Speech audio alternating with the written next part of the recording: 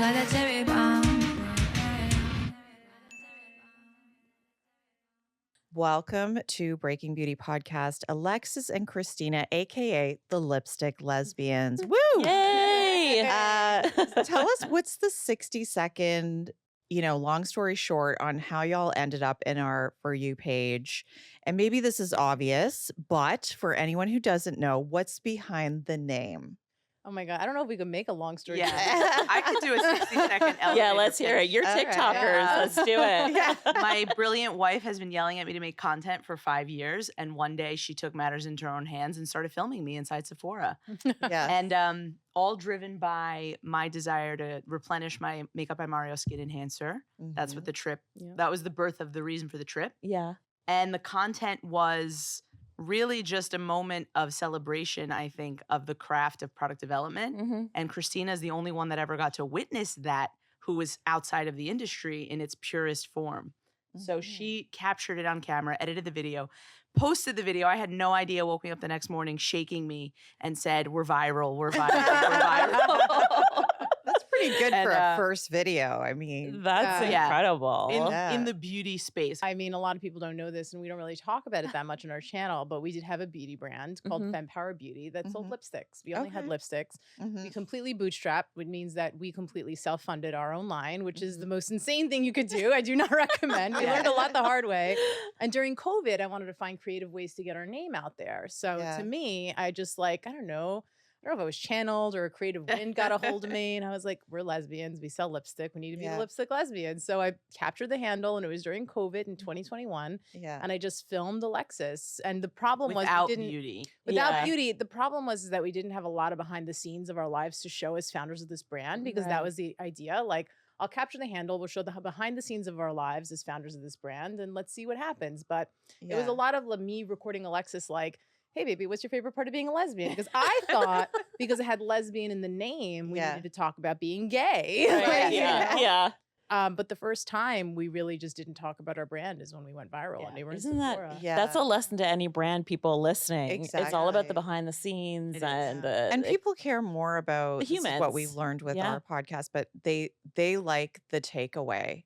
And that's TikTok too, right? It's like it's the service that you give in your 60 seconds where you're just like Mhm. doing your evaluations and stuff where it's like they, that's what they want. And that's what we're delivering today. Yes, Yes. absolutely. Yes. So to clarify, Alexis, you have been a beauty girly for a while. You've worked in the industry. Yes. And I'm so curious, what is the difference between a product developer, a cosmetic formulator, and a cosmetic chemist? And where do you fall in this range? It's a great question. It's a great question. It's a perfect way to segue into like honoring PD because it's often the forgotten art, I say, as someone who worked in that forgotten art for a little bit, quite a bit. Mhm. So the formulator you would classify in my mind, I think of formulators and chemists in the same umbrella. They are the ones who are hands-on. They are pulling the raw materials Mhm.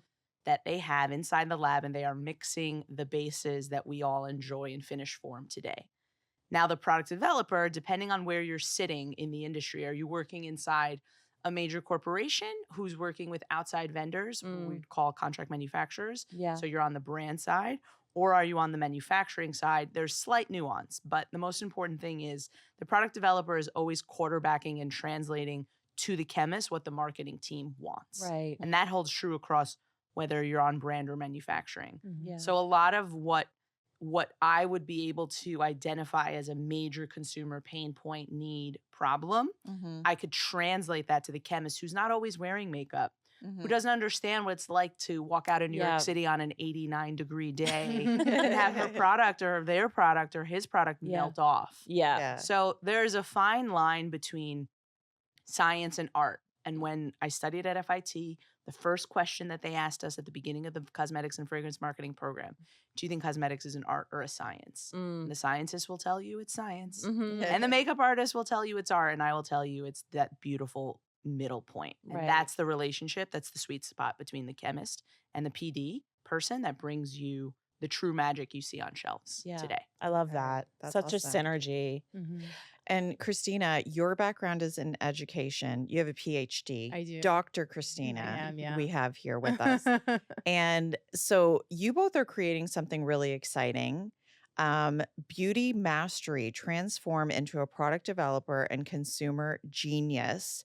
Can you give us a sneak peek of what this beauty course will be, where it will be available? What can you share?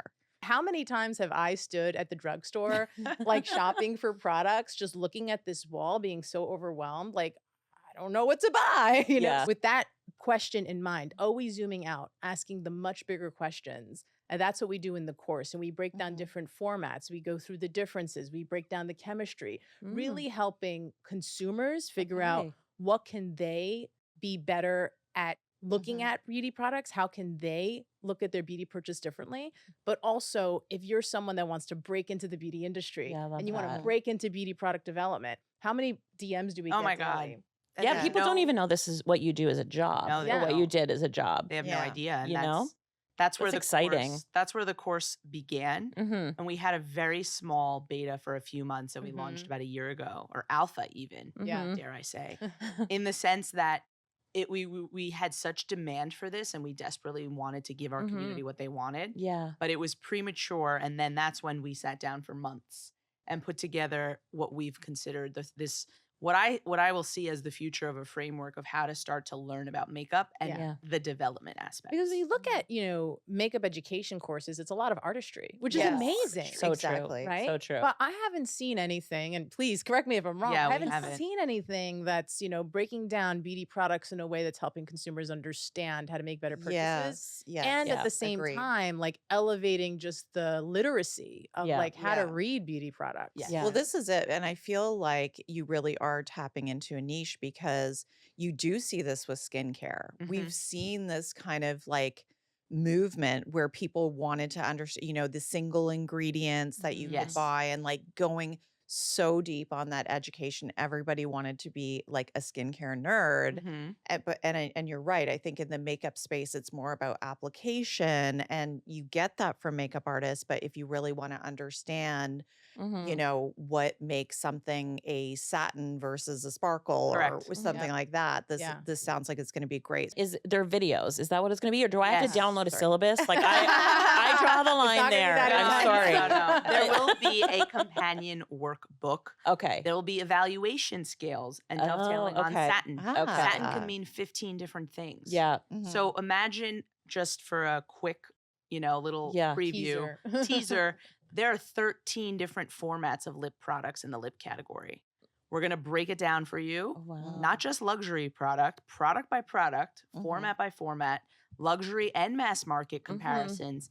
And then we're going to be weaving together through the ingredient narrative, kind of what ingredients should you be looking for and like what products are like as, so you can start to really build your repertoire, your wardrobe, your arsenal of things that you know you love and why you love them. Masterclass. Okay. I think let's it's amazing. Let's do a crash course right now. So I want to ask you, Alexis, what do you think is really driving makeup innovation right now? Because is it pigment? Is it application? Is it just a giant leap forward with formulations? Like, dovetailing off of what you just shared about skincare and how everyone wanted to be a skincare nerd, when we take an ingredient-centric approach in skincare, you've now educated everyone about ingredients. You've gotten them hungrier and more curious. right. So then we're now seeing so much more hybrid categories being birthed, where we're actually entering the arena where we're not just getting that efficacy level of an ingredient in skincare anymore. We're now looking for that efficacy level in color cosmetics. And we're looking to validate or substantiate, or choose whatever word you like, in terms of those performance attributes. We're looking to substantiate them with claims and clinical testing in color for the first time in the history of So beauty. true. Yeah. So once you zoom out and you think about, okay, way more competitive, way more costly, and way harder necessarily to formulate a color cosmetic product to now have even these types of claims be substantiated at a more sophisticated, in a more sophisticated way than ever before, coupled with the innovations in raw materials, which are also driving the industry forward, the rate and speed at which things are being produced. And then the last piece, which is really critical, the competition. Everybody has to do something that's forward thinking in a way that is really going to separate them from the herd and the Mhm. volume of product that's out there, Mhm. especially when you can go buy an amazingly well-built foundation by e.l.f. that's Mhm. $8. Yeah. How are you going to sell the $70 foundation? Yeah, absolutely. So this is probably a bit of a loaded question because all of your content, a lot of your content stems from this. But if we wanted to be like you and we're in the aisles of Sephora, what's a red flag that a makeup product is best left on the shelf? Are there a few no ingredients for Mm. you or like what? Yeah. what Best are some left of your- on the shelf, as in Yeah, you shouldn't buy it. that's right. Okay. So this is also really a beautiful moment too to kind of honor some chemists. I have a really, really good chemist friend, and we've known each other for years. His name is Julio Pina, aka Mr. Pineapple. We're trying to get him to Shout make out. content. I know. Shout out, Julio. He's also like the SPF whisperer. but Oh. Ah. Yeah. the lens of a chemist, the lens of a makeup artist, the lens of a product developer. A lot of times you'll see formulas on the shelf in many instances where you'll be separation. Mm-hmm. Now, as a makeup artist, you've seen this before, right? Yep. You just grab the bottle, shake it back Yeah. up. We call these bad emulsions. Mhm. You shake it back up and then you're back, right? Your product is back together. Usually this doesn't deter me from making a purchase, but when a chemist who looks at that, they're going to look at that and in 2 seconds they're going to say, "Okay, this is a formula that could have been made to be more stable, to Right. hold together more strongly." Mhm. So things that are red flags for me personally as a product developer is not necessarily Right. separation. Mm. It's when I start to see dispersions or when I start to see pigments that hangs out on the wall of a product. Mhm. Mm. Like on So like a pan of a eyeshadow or something. think like the wall of a foundation, the wall of an illuminator, the wall of Yeah. There was that I Armani see. blush Yeah. that did it pretty poorly. right? sometimes, yeah. And it's there's also newer innovations where they'll have a separate Yeah. phase on the outside that is holding certain Right. types of pearls, where on the inside it's not. And all of this is relative to what you will accept. But when I see a beige foundation with red pigment hanging out on the wall, Mhm. that means that red pigment jumped out of the base. Right. It doesn't want Right. to be there. Hmm. That You've, means you've actually seen this? oh yeah, Yeah. that's a interesting. classic. Mhm. Especially when testers sit and don't get Right. touched, you'll Mhm. see. Unfortunately, it's really hard, but you'll see all the flaws in the Right. products that are hanging out Mhm. way more than the products that are Right. being used. Right. Hmm. That's That's so just the truth. interesting. Yeah. So that's my biggest call out. But ultimately, you can shake most things back to life, as I Yeah. say. And, Right. Yeah. and a chemist will tell you vehemently, like, if you see separation, that formula isn't as strong as it could Mhm. be. Okay. And sometimes that comes from bringing things to market too quickly. Foundation, Yeah. right? Mhm. Shade. Think about how daunting it is to sit with a team of 3 people, maybe if you're lucky and you have like a global artistry team to work with, to develop just 30 to 50 shades when you know that there are, billions of people in Yeah. the world. Yeah. It's a tall order. It's a really tall. And it's just table stakes now. Everyone's like, this is the expectation. Yeah. But it's incredibly hard. I even remember when the Fenty Beauty Foundation came out and broke the internet and it was so Mhm. needed. But I remember makeup artists telling me, they're like, if you are the Fitzpatrick 1, you're the lightest shade. Right. The formulation was actually slightly different than for the formulation for It the is. darkest skin tone. Yeah. Yes. So that's why some people loved it. And they were like, it goes on like this. And the person with a different skin tone was like, it doesn't work like that on me at all. yes. And then I think we came to realize that it had to be a slightly different formulation to have the pigment hold up or what have you. Yeah. So I'm not explaining it No, no, no, eloquently. No, that's okay. But It's great. that's It's the a idea. great. You have a lot of fundamental base knowledge compared to many, but black pigment absorbs product differently. So as Mm. you get into the darker shade ranges, you're getting more absorption. And Mhm. also, if you think about certain white pigments, a lot of times people use titanium dioxide, Mhm. pure white in Yeah. bases as well for opacity, Yeah. meaning you want coverage. So the more full coverage of foundation, the harder it is to get that full coverage effect with the darker the pigment, right? But we Yeah. have, because it's the more you're using a little bit of that white pigment against that really dark black, but that white is going to bring out all the gray and all the ashiness. But you need a little bit of white, but just the right amount. Yeah. And then your level of black pigment is absorbing maybe the oils in the base, Yeah. right? Yeah. More so than the lightest shade is getting absorbed. So it's going to be drier. It's going to affect the finish. It's going to affect Yeah. the finish. Yeah. It's going to affect how hydrating the formula feels, Yep. how heavy Yeah. the formula feels on skin, and perception. This is why Christine and I want people to be incredible evaluators. If you know how to look for these nuances, Mhm. then you know how to find what's going to work for you. Right. Not you're going to be, just following the sea of trends on TikTok or Yeah. Wherever they're coming or from. wherever, Yeah. wherever. Yeah. So that's just one nuance, because Yeah. remember, if we talk about the foundation category, there's skin tints, there's Mhm. BBs, there's CCs. They're all in the same spirit and they have the Mhm. same aura, but they certainly require a different developmental skill and a different breadth of shade ranges because of Yeah. how flexible the formulas are. Yeah. It's never just one ingredient that is Mhm. driving what's happening in your Yeah. your formula experience. There's a really kind of interesting conversation happening now, and I wanted to make sure I brought this up. Also, the SPF whisperer Julio and I talk about this often, but they're calling it SPF doping. Have you guys heard of this at all? SPF doping, that's a big Yeah, Yeah, it'll like- come up a lot more, I think. it will Yeah. come up a lot more, but most importantly, like, it's never just the UV filter that's giving you your SPF valuation on its own. Mhm. Okay. You need the boosters, and you also may have film formers or Mhm. polymers. So film formers, polymers, they're going to help hold the Mhm. product onto Yeah. your face. Yeah. Which when you're in the clinical testing facility, the most important factor about sunscreen is that the product stays held on your Mhm. face so it can actually protect you, because if it Yeah. falls off, Right. Mhm. so it's never just, and I bring this example up to really hit it home, but we're never using one ingredient that's going to do everything for us. Yeah. Mhm. And at times companies want to call out, and this is a blanket industry statement for years, companies are calling out maybe one romance ingredient, 2, 3. Now they're getting more playful. But it's always more than just what you're reading in the Right. marketing that's driving the performance. Mhm. Whether it's a hydration claim in makeup, a long wearing claim in makeup, or any claim really, transfer resistance claim. Yeah. It's the sum of its parts, Yeah. never the single unit. So that's a Right. really important distinction I'd like Yeah. to make for everybody. I feel like Right. that's a marketing thing, and we talked about this years ago. Now it's popular, but Right. the hidden gem in so many formulas was glycerin. Yes. And it was never being called out. Right, because It it was would be just- so played out. Yeah, No it's one would just wanna like hear about this it is the anymore. ingredient story. That it's Right. this hot one, this Yeah. hot one, this that hot one, and we're looking going. The second ingredient's glycerin. I'm pretty sure that's actually what's doing the magic. Yeah, here, and Yes. you we know? always said, or But- somebody said like how hyaluronic or glycerin needed hyaluronic acid's publicist Yeah, Exactly. to actually get on the Totally. stage. And You know?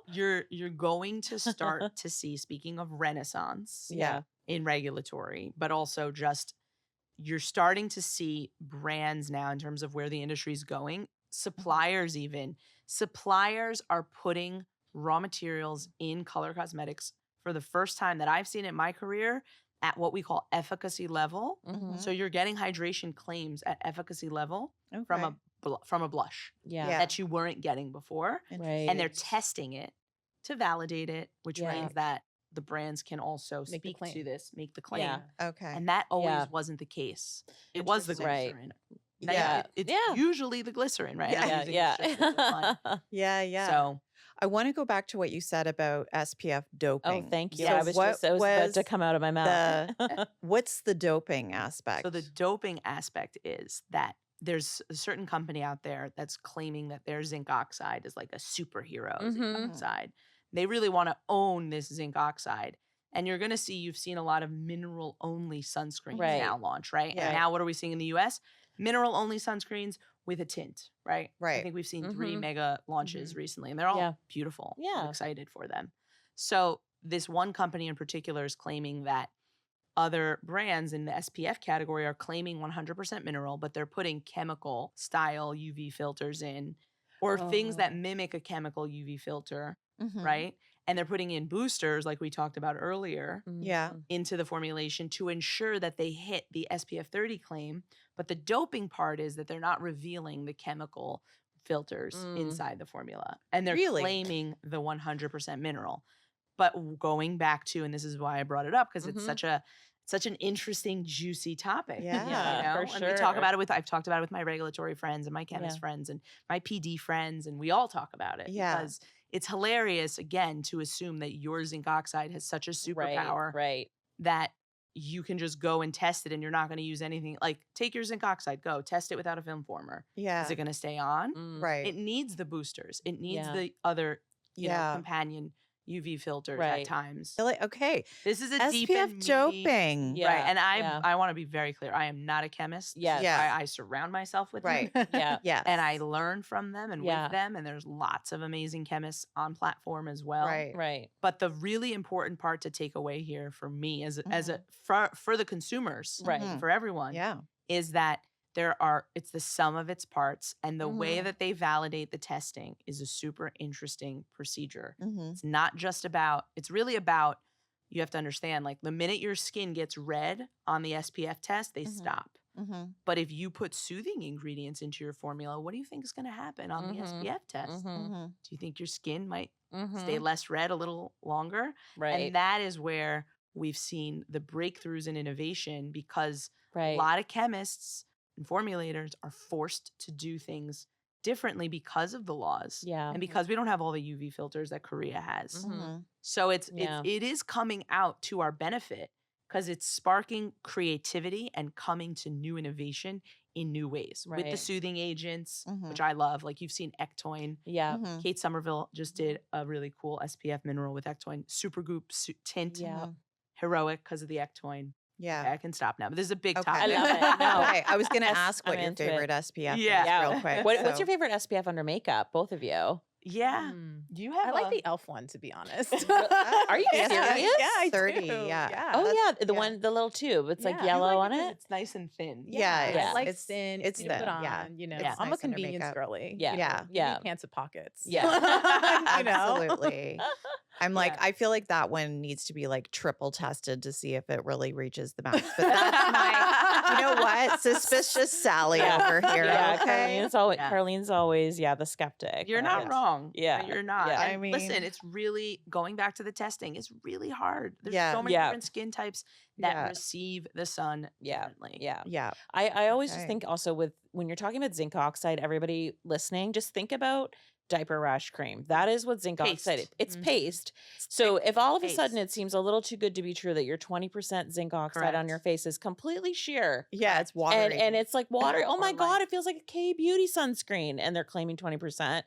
It's like, no. Yeah. It's something is off. Something's Yeah. fishy. They'll have that percentage right, but Yeah. they will bring in all these Yeah. other elements to Yeah. it that make it Yeah. sensorial. But Yeah. Although we've seen a couple pulled.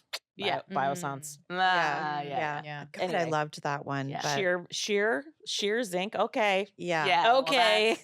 that's Without a tint. questionable. Yeah. I feel like if it doesn't have a tint to it, Agree. it's, Yeah. it's questionable. That's why we're seeing so many tints in the US. yes. So like, are we mad at the rules Yeah. if they birth the new age? Like, I can't wait to get my hands on the new Naturium. Mm-hmm. Yeah. That seems like it's going to be gorgeous. Okay. Yeah. You I know? love that. Yeah. I want to ask for the, consumer geniuses, baby consumer geniuses out there.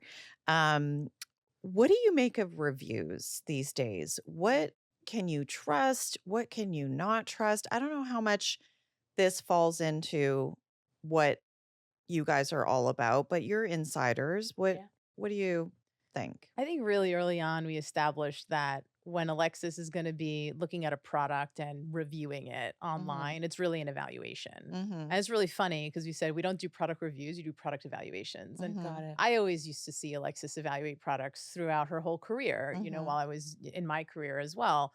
And it was always really interesting for me because she can know upon her first impressions of a product how it's going to perform because she's evaluated so many on the manufacturing side. Right. So I feel like from my perspective, a lot of what's happening on the internet with these reviews are first impressions. But like, how informed are these first impressions? And are they going back to comparatively other products that they've evaluated before? Because I Right. know every time Alexis is doing it, and definitely speak for yourself too, Yeah. she's always thinking about like 100 other textures that she's Yeah. felt before. Mhm. And you have a really amazing sensory memory. I mean, that's what Yes. got us here in the first place because like Mhm. you're Yeah. touching products 2 years before they launch. Yeah. So by the time they actually hit the shelves and you're touching it, you'll actually remember, oh, I touched that in Something Yes. Cosmoprof. Yeah. You know? Yeah. Are you guys watching that show? Or have you watched that show, Drops of God? No. It's so good. It's about wine, but it's like Oh, these amazing. people who have like encyclopedic Yes. Yes. memories, and they're basically like it's the leather sandals from the Romans in 1809, so I know it's from this area. Like, Oh, yeah. this is like how Italy. I look You know at what I mean? Alexis. It's Yeah. like that There kind is of an origin story. Like you can tell if you're a product developer, if you touch a powder, Mm-hmm. yeah. mostly, again, based on sensory memory, you can have an understanding because when you're evaluating, you're also evaluating against yourself on skin, Mm-hmm. but you're evaluating against 17 other things on your arm. Mm-hmm. So like when we just did a milks comparison, right? Mhm. Mhm. Yeah. Like the different milky toners, Mhm. some that live in the land of lightweight Mhm. moisturizer, and Yeah. some that are just pure toner. Yeah. Those evaluations have been happening behind the scenes. This is why it Mhm. takes us time. Yes. Also, when we do our in-home Mhm. content, it's one thing to do a comparison on your face live on camera and say, look, this is wearing this way, Mhm. Yeah. and this is wearing this way because I used this on this side and this on the other. It's very different to have spent intimate time, done your little Right. rating system, have our Mhm. and live with the product in maybe some different climates, maybe different points of your cycle monthly. Mm-hmm. So nobody trains you to be a product developer. Right. It's an inherent skill that you develop over time. And if you're lucky to have a mentor that's a rock star, Yeah. they'll really turn you into Right. an expert. Yeah. And ultimately, it's about asking the right questions too. Always. Yeah. And Mhm. always having a hyper analytical eye. So the reviews that I see on the internet are people's experience of a product. Mm-hmm. Right. 1, 2, 3, maybe 5, 10 times. You can like many things, but reviewing it is not going to be able to articulate whether or not the consumer genius is watching Mm-hmm. Yeah. or wannabe consumer Right. genius is watching, can use it for themselves. Mm-hmm. Yeah. So we need to Absolutely. always give that information. It's a nonstop what and how What we can do. you expect this to Mhm. perform on dry skin, Mhm. you know, oily Mhm. skin, combo skin. And even that's not enough, but it's the Yeah. best we got. Yeah. Yeah. For a long time, the understanding with insiders was like the best makeup in the world is made in Italy, Mm. possibly Germany. Mm. Is that still You true? talk about that a lot. I Yeah. find. Yeah. Is that still true or what? Yeah, I'm going to give you a pop quiz. What is Germany known for? Pencils. Yes. Yes. I was going to jump in it. We'll make this a game show, really. Yeah. So just like you walk into Sephora as Mhm. brand connoisseurs Mhm. Mhm. and you have your favorite facets of what you buy from each brand, whether it's Mhm. complexion from Mhm. someone or I'm a Patrick Ta blush girly because I like 2-in-1, Mhm. Mhm. whatever that is, the product developers that have been doing this for 5, 10 plus years, Mhm. they have not just a region, but a specific branded manufacturer Right. that's Mhm. their favorite. Like Yeah. a lot of times, Alexis is guessing the country of origin, but she's actually guessing the manufacturer, Right. and Yes. not publicly calling them out on Right. camera. Not right? appropriate. Right. Well, That's this is under why I any went with the circumstance. drops of God, because you're picking up the foundation. You're like, Yeah. Yeah. this is going to be from France. And I know that because, and I'm just Sometimes, like, oh, yeah. yeah. I'm wrong. Yeah. And we have fun. Yeah, we have fun. You know, we Yeah. always, and it's fun. It's part intuitive, but it's also sensory memory. Because Yeah. as a product developer, the reason that you know who's Mhm. great for what, and I'll give you the rundown real quick Yeah. after, like Yeah. region wise, the reason you know is because you go to about 4 shows a year minimum. Yeah. Not to mention Yeah. how many times the manufacturers come to you Mhm. when you're working on brand side. Mhm. Or if you work in a manufacturer, you know, you Mhm. still get Yeah. exposed to tons of product. So you're seeing more product than anybody in the world, Yeah. except for influencers, arguably. Yeah. Right. But they're seeing the finished Right. good. They're seeing the finished good. It's You're totally Yeah. seeing But you're seeing it by region, and that's fair. So are. you're saying, pencils from Germany. pencils from Germany. What else? So Japan also does beautiful liquid liners. Yeah. Like flow through Yeah. anything, whether it's brush tip, felt tip, Korea and Japan. Yeah. Yeah. So Makes sense. Japan has some of the most meticulous craftsmanship Yeah. brushes. Yeah. Yeah. Japan has the most meticulous craftsmanship. Mm-hmm. So Westman Atelier's brushes made in Japan. Yeah. Ding, ding, ding. Okay. Winner. Phenomenal. Yeah. For sure. Keep going. So- I'm loving this. Yes. Slurries, you will see Yeah. Italy, you will see Canada. Primarily. So we're talking about eyeshadows, This could be, and this goes Mhm. back to all the categories. pans. Mhm. Yeah. Any powder. Yeah. Any So powder. powder can live in the land of, right. It can live in the land of complexion. It can live in Yeah. the land of Mhm. cheek. Technically, there's also lip powders too, Yeah. but Mhm. Yeah. we won't confuse everybody. But Okay. we are talking primarily, let's think about Yeah. eyeshadow for Okay. argument's sake. Yeah. So for me, I do have personal favorites. Like I Mhm. do have a preference, and tend to love an Italian eyeshadow Okay. slurry Mhm. personally, but that doesn't Mhm. mean the Canadian ones aren't very Right. competitive. And Canada Right. came out with like wet tech technology, right? Exactly. Like they were the first to innovate, from what I understand. Yes, they right? have, and that's a manufacturer specific Right, technology, and they right. own that in that Right. one specific manufacturer. Right. What's So- wet tech? It's a slightly different take on a slurry. Mm, Okay. And now you're going to see next generation slurries that are going to involve, like, each country is going to put their signature into it as well. right. But then there's, I just saw What's Up Beauty had these crazy molds that they built these insane powders with that have more detail on them than I've ever seen Mhm. before. And that's coming out of China. Okay. So just to Yeah. be clear, like, you can have some Yeah. wild cards in Yeah, China. yeah, yeah. You really can. I'm sure. But is wet tech like Oh, a sorry. wet to dry eyeshadow? Yes, or... you can do it. You can use it wet or dry. Okay. Exactly. I hear So- you. I and hear it you. will manipulate Okay. the intensity of the Okay. texture as And- like one. And lastly, lipsticks. Lipsticks, USA, Italy, personal favorites for me. Like, but again, think about culturally, anyone from Asia is not going to love a US lipstick Mhm. because the Asian market has a preference Mhm. towards, let's say, the soft stain, almost Yeah. Mhm. like soft stain, blur, Mhm. Those different- K-beauty kind of ideas. Exactly. Yeah. Like these yeah. like wet, glassy lip Yeah. looks. Yeah. K-beauty. You want a high shine lip gloss that's Mhm. more sheer than anything on the US market? You can get 15 of them on Yes Style. You Yeah. know, Yeah. anything. K-beauty, cushions. Yeah. K-beauty, anything with rice, rice bran extract in it. Yeah. Yeah. K-beauty, texture leaders. What's next in K beauty? What's going to be the big thing? Because TikTok is like man. suddenly discovering Korean beauty. Yeah. Fine. What are they going to be Yeah. all over next? I was like, I mean, I think we're gonna start to see what I'm calling like globalization, hybridization, Yeah. which is that the best of K beauty be North Americanized. Yeah. Like, It's funny. As we were talking earlier, I was thinking the Yep. same thing. It's the globalization because like I just used a beautiful essence this morning, Mhm. which was Neil's Yard out of the UK. okay, And if I was blindfolded It and I was- was you would've looking at thought it, it it was would be Korean. K beauty. It's Yep. like Wow. bouncy. Yep. It's so that globalization is globalization, because they're hybridization. duping it. They're They're duping it. Now, Mhm. one country I did not hear in this roundup was France. Oh, France. I'm sorry, I didn't mean to. Oh, that's forget okay. that. Yeah, France. France just did.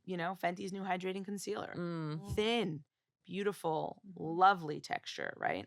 What are they known for? France is just, to me, it's like the birthplace of beauty in a very like sophisticated lens. Yeah. Mm. It's like you More think- skincare, I think. and skincare. Yeah. But they Mhm. still do.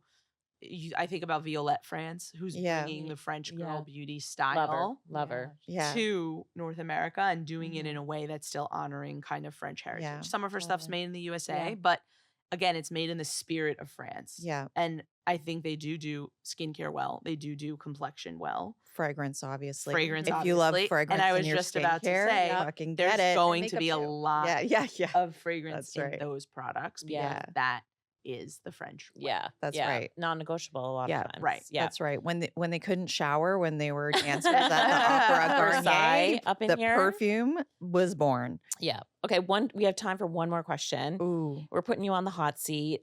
Let's have some fun trying to predict the future here. So, what makeup trends do you think we'll see specifically in 2025? If we can get specific, like what product do you think is going to be on our top shelf, or a couple of products? I think we're going to see like sensoriality to the max and way less pigment and way more buildable, sheer, prettier, like blushes that have more of a sheer veil to them instead of all these high pigment, high gloss, right? I Okay. feel like we always hit an inflection point, Mm-hmm. and I think it's going to be very much like everything that we've seen have these maxed out pigment loads. Mm-hmm. We're going to start to see like the softer side of those maxed out pigment loads. Mm. I think we're going to start to see skin tints in a pan, Mm-hmm. Oh, like okay. a new Mhm. take on a gel cushion. Mm-hmm. Because Mhm. now Tier has brought Oh my God. cushions Just to talked North to Carlene America. about this yesterday. Yeah. Trust in Radiance, apparently. Trust That's in Radiance. Yep. Yeah. It's Yeah. TikTok worked on me. It is, Damn it is it. a like North American mindset of a cushion because it's Uh-huh. high coverage, Exactly. really easy to use. So like, Yeah. but I do see like skin tints in the pan. Mm-hmm. I do see way more skincare infusion in these lip products, like lip mhm. oil, Yeah. but like really skincare, not Yeah. like Clinically tested, clinically like you tested, said. like we yeah. were talking about. And like category by category, right? Like where do I see, like we're still going to be fire hot in the lip category. That doesn't go away, but like bullets aren't coming back anytime Right. soon. Like the classic bullet style lipstick, I feel like is still, Yeah. we're still not quite there yet where we're going to fall back in love with it. I think we're going to have a deeper romance with these interesting textures Lip from Korea. oils. Yeah. And these like, I was just trying the Judy Doll transfer proof eye shine, but it's more sheer than Don't traditional. know it. Okay. That's actually, it's made in China, but it's super interesting and like cool. Yeah. Cool. So I think it's Okay. the mashup of the globalization. Yeah, we're still obsessed with like textures and sensorial, I feel like too. Yeah. I think we're also going to see cool Yeah. packaging. Like we've seen Yes. some really amazing stuff at the Yes, we manufacturers really presented in have. packaging that's like super exciting that Oh, obviously yeah? we can't talk about. But Yeah, I think yeah. like if that stuff launches, Yeah. it's like viral worthy Oh. product. But who's Okay, ready to launch amazing. it? That's the big question. I know. Yeah. Yeah. You Carlene. and you us. guys. Okay. Thank you so much to Alexis and Christina, the Lipstick Lesbians, for sharing all of your wisdom with us. We are so thrilled to meet both of you and learn from you. I learned so much, and I know that our audience will really appreciate everything. So thank you so much. Thank Thank you. Thank you so much. Thank you for having us. Yeah.